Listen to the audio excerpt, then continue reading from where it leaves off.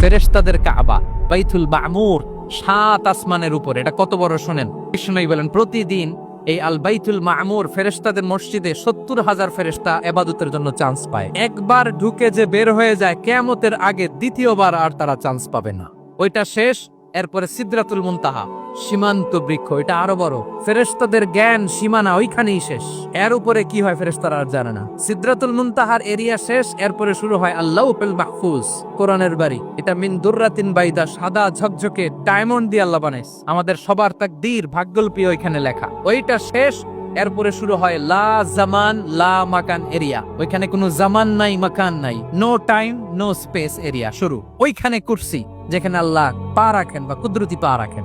বড় রাজা বাদশারা সিংহাসনে বসে পা রাখে একটা টেবিলের উপর, শাহী টেবিল, ওইটার নাম কুরসি। আল্লাহ বলে ওয়াসিআ কুরসিয়ুহুস সামাওয়াত ওয়াল আরদ। আল্লাহর এই কুরসিটা এতক্ষণ যা বললাম এই সবগুলার চাইতেও বড়।